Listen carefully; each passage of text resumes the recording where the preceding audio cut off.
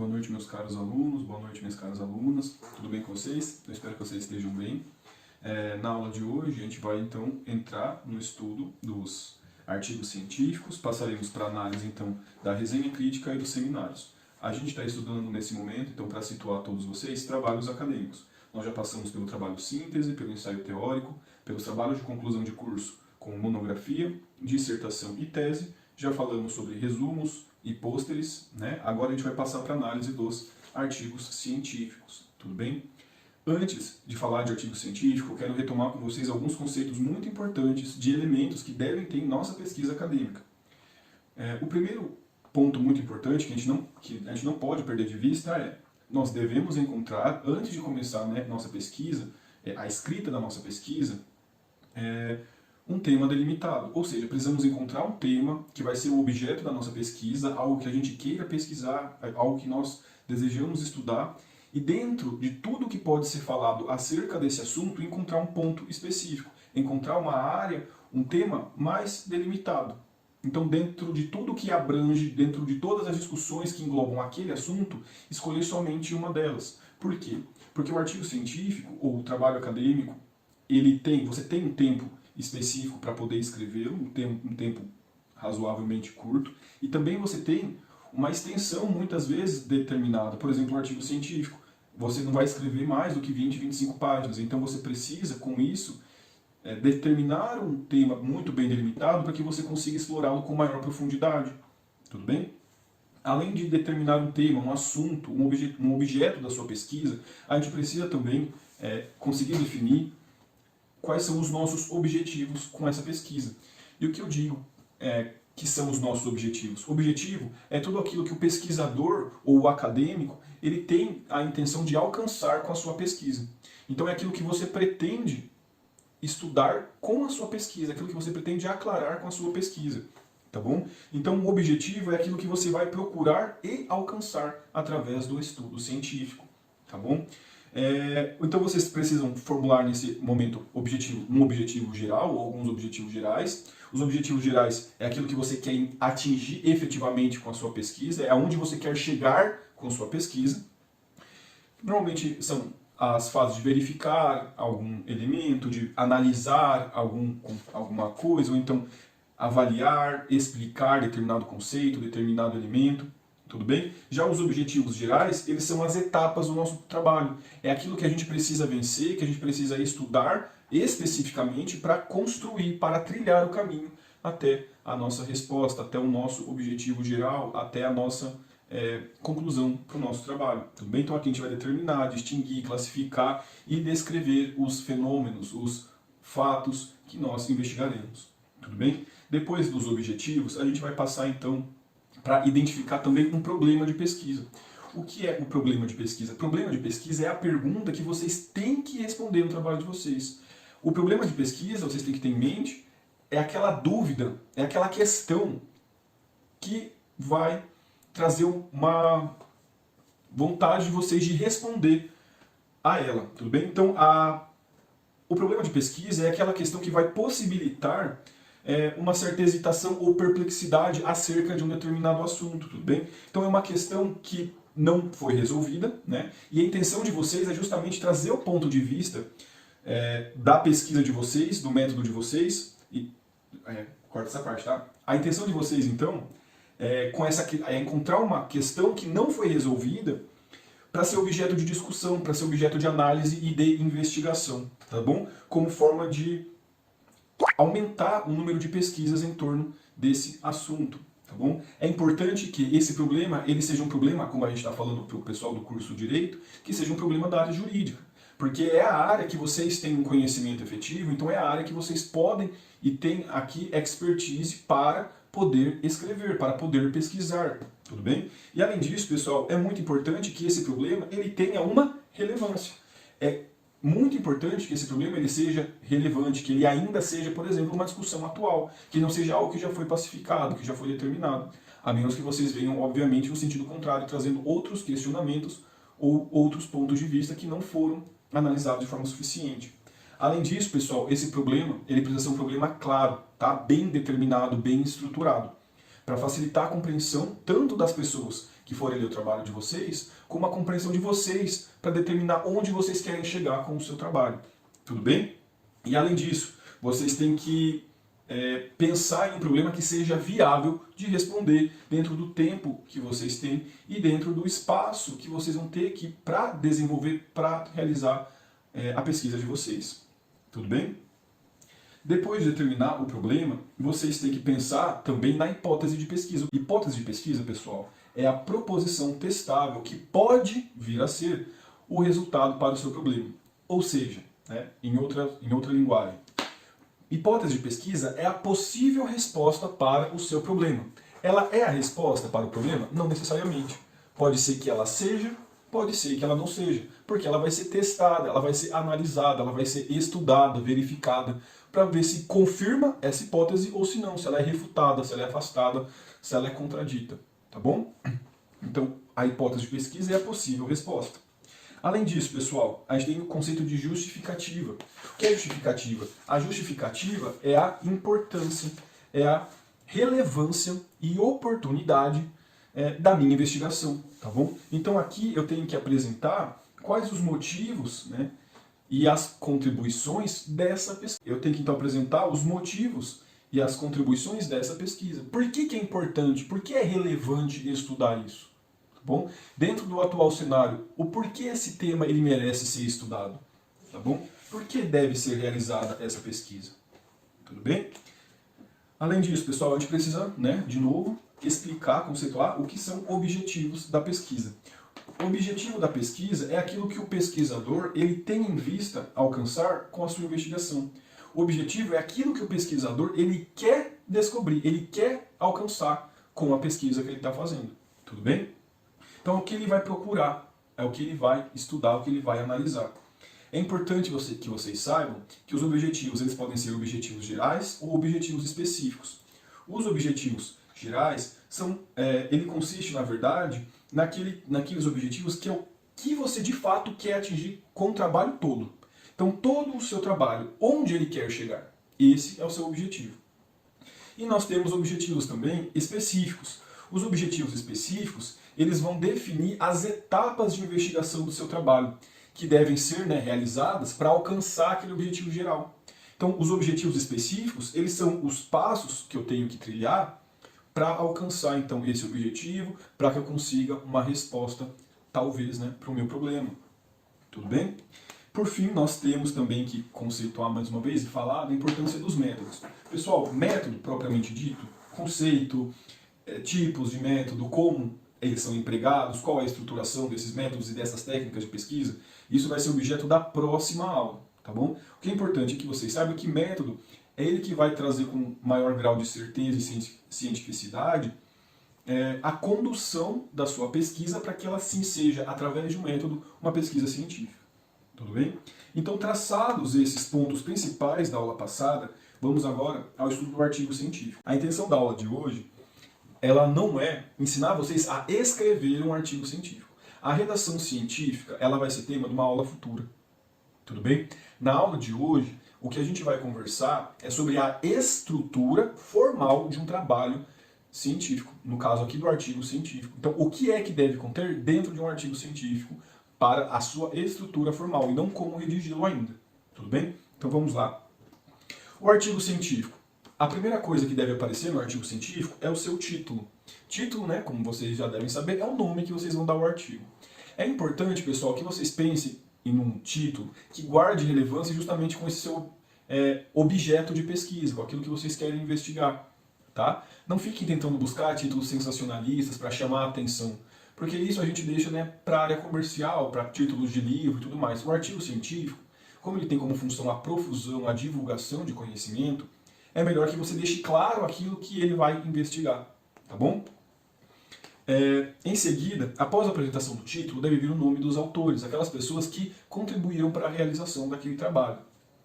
Após a apresentação dos autores, deve ser apresentada as credenciais desses autores. E o que são as credenciais dos autores? As credenciais são aqueles elementos que dão título, que dão crédito àquela pessoa, que me dão confiança para acreditar que o que ela falou de fato tem fundamento jurídico, porque ela conhece.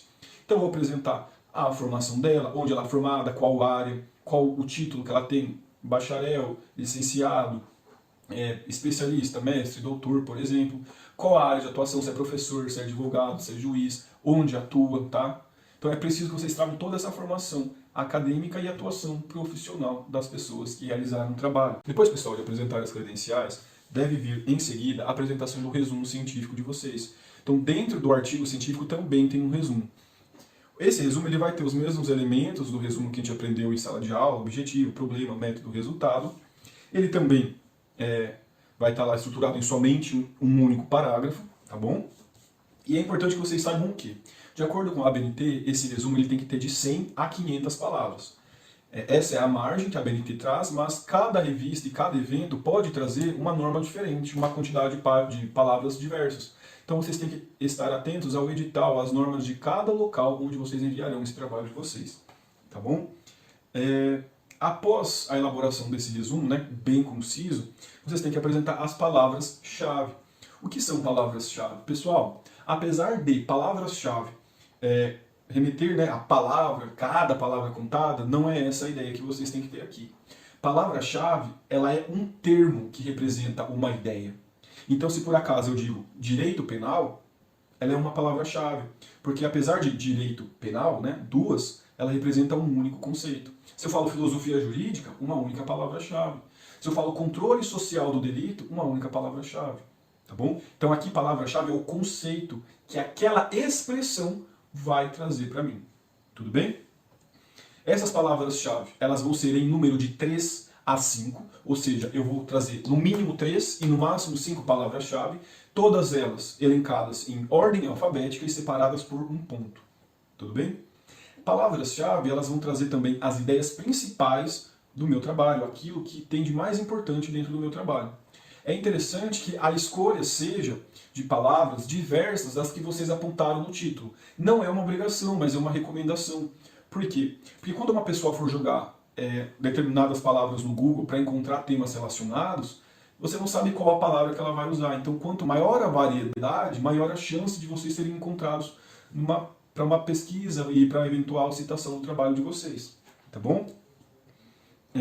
Em seguida, após a apresentação das palavras-chave, vocês devem apresentar resumo em língua estrangeira. Se for em inglês, que é o mais comum, o abstract. Tá bom? A língua estrangeira. Qual língua estrangeira eu posso traduzir o meu resumo? Né? Que eu vou fazer a tradução desse resumo para outra língua. Pessoal, vocês devem também, mais uma vez, se atentar ao que diz o edital do evento ou da revista, as normas de cada um. Porque cada um tem sua especificidade. Normalmente é aceito, além do inglês, que todos aceitam, francês, italiano e alemão, mas vai depender muito de cada local. Após a tradução do meu resumo, né, para outra língua, eu também vou traduzir as palavras-chave, que se for no inglês, são as keywords. As keywords também vão ser apresentadas separadas por ponto, de 3 a 5, porque é a tradução das que eu já tinha apresentado. E o único cuidado, a única cautela que vocês devem ter, é que vocês devem colocá-las em ordem alfabética na língua traduzida. Tá bom? Não é em português, é na língua traduzida. Com isso, então, nós encerramos os elementos pré-textuais de um artigo científico, tá bom? Os elementos pré-textuais de um artigo científico. Vamos agora para os elementos textuais. Os elementos textuais, eles são compostos pela introdução, desenvolvimento e conclusão do trabalho, tá bom? O que é, então, que deve constar na introdução? Pessoal, eu só vou ir mencionando, então, os termos que devem constar na introdução, porque vocês já sabem, eu já expliquei tudo isso no começo da aula. Vamos lá. Introdução, ela deve ter a delimitação e contextualização do tema, ela deve apresentar a justificativa, problema de pesquisa, hipótese, objetivos, método e técnicas empregadas no meu trabalho. Tá bom? Professor, tem uma ordem certinha para seguir? Não, não tem. Essa ordem que eu apresentei é uma ordem recomendada, mas não é para seguir à risca. Vocês vão apresentar como melhor entenderem. É lógico que é melhor começar com a delimitação e contextualização do tema, por exemplo. Mas a estruturação vai de vocês. O importante é que esses elementos estejam presentes, tá bom? É obrigatória a presença desses elementos. Posso fazer citação dentro de uma introdução? Não. Pessoal, aqui vocês estão apresentando os elementos do seu trabalho. Não tem por que citar outra pessoa. Não pode citação dentro da introdução. Posso colocar um gráfico? Posso colocar uma tabela? Não. Pessoal, é somente escrever isso, tá? Somente preencher esses pontos do trabalho de vocês. Tudo bem? Depois, em seguida, vocês vão passar para o desenvolvimento do trabalho. No desenvolvimento do trabalho, pessoal, vocês vão trazer os argumentos que vocês encontraram, os dados que vocês localizaram, que vocês coletaram. Ou seja, no desenvolvimento, vocês vão de fato realizar a investigação, relatar essa investigação e principalmente, né, é o momento em que vocês vão desenvolver os objetivos de pesquisa de vocês, principalmente os objetivos específicos e, consequentemente, o objetivo geral. Tá bom? É no desenvolvimento que o objetivo ele vai ser esmiuçado, vai ser de fato verificado e estudado com calma e com profundidade, que é mais importante. Tá bom? E depois de estudar e explorar os meus objetivos, eu passo para a última etapa, que é a conclusão. Pessoal, a conclusão também tem muito problema entre os alunos na hora da sua realização, porque eles acham que é só colocar o que eles acham que é a solução para o problema, e não é isso. Na conclusão, vocês precisam, né, recapitular a hipótese de pesquisa de vocês, contextualizando ela, relatar os resultados que vocês tiveram com a pesquisa. Então, vão lá nos objetivos. O que vocês verificaram nos objetivos? Que conceito vocês identificaram? E a partir disso, então, é que vocês vão trazer, ó, verifiquei tal coisa, tal coisa, tal coisa, constatei tais dados, e vão apresentar os resultados desses objetivos explorados, e só depois de apresentar uma síntese, né, desses objetivos explorados, das conclusões que você chegou nesses objetivos, é que você vai voltar a analisar criticamente e pensar, bom, foram esses os resultados. A partir desses elementos coletados, como eu respondo ao meu problema apresentado na introdução? E eu vou refletir, vou de forma crítica pensar em como responder a essa pergunta. E vou a seguir apresentar a resposta para essa pergunta. Tá bom? Pessoal, é importante que essa resposta ela seja uma resposta definida, determinada, né? Concreta, possível. Evitem fugir de chavões ou de senso comum na pesquisa científica, dizendo, o problema disso é educação, o problema disso é política. Se é esse o problema, especifique, né, o que dentro da educação. Né? É muito amplo. Sejam determinados, né, nas suas conclusões. Sejam específicos no que precisa melhorar, por exemplo. Tá bom? Fujam de conceitos genéricos, de senso comum, de lugar comum. Tá bom? Evitem produzir mais do mesmo. Com isso a gente encerra os conhecimentos sobre artigo científico e passa para a próxima etapa da nossa pesquisa, que é a resenha crítica. A resenha crítica, pessoal, ela consiste, né, ela tem como função a leitura, análise, síntese e crítica, reflexão sobre uma determinada obra apresentada, tá bom? Então ela quer mais do que vocês leiam e façam um resuminho, né? Ela quer reflexão por parte de vocês, dizer se concordaram ou não concordaram e o porquê concordam ou não concordam. Tudo de forma crítica, referenciada, fundamentada em dados ou então em doutrina, em livros, em teorias, tá bom? Qual que é a estrutura de uma resenha crítica? A resenha crítica, pessoal, ela deve começar com a apresentação das referências bibliográficas, tá bom? Então você vai apresentar o sobrenome, o nome do autor da obra, o título da obra, o volume, a edição, o local que ela foi editada, a editora e o ano de edição, por exemplo. São esses os elementos gerais. A gente vai aprender com calma mais pra frente como faz referência, mas o que vocês precisam saber por agora, de básico, é isso, tá bom? Após realizar a referência bibliográfica, a gente vai passar para a fase das credenciais do autor. E o que são as credenciais? As credenciais de um autor, como eu já disse para vocês no artigo científico, são aqueles dados acerca da vida acadêmica e profissional de alguém que dá crédito naquela pesquisa, que faz com que a gente tenha um grau de confiança maior no que foi produzido. Então vocês têm que investigar aqui o que aquela pessoa estudou, o que aquele autor daquela obra fez, onde ele atuou e tudo mais. Tá bom? Passada essa fase das credenciais, a gente vai então ir para o próximo ponto, que é o conhecimento da obra. Aqui no conhecimento da obra, vocês vão fazer o resumo da obra. Então leram, farão uma síntese, né? Então vão explicar, né, em linhas gerais, o que vocês compreenderam, assimilaram daquela obra. Então façam uma síntese da obra e trazer ao fim as características mais especiais, mais importantes daquela obra. Feito isso, vocês vão passar para a quarta etapa, que é a elaboração, a apresentação das conclusões do autor da obra. Sintetizou, o que ele concluiu? Onde ele quis chegar com o trabalho dele? Tá bom? Apresentadas as conclusões, próxima etapa, referências do autor. tenta entender quem foram os referenciais daquele autor, que livros ele usou, quais teorias, quais, né, os marcos filosóficos, as teorias filosóficas que ele adotou, se ele adotou, para poder compreendê-lo melhor. Tá bom? E, por fim, a gente vai passar para a fase de apreciação, que é a fase da crítica àquela obra. Então, aqui nesse momento, vocês vão apresentar para mim onde aquela obra se situa, o contexto social, histórico, tá bom?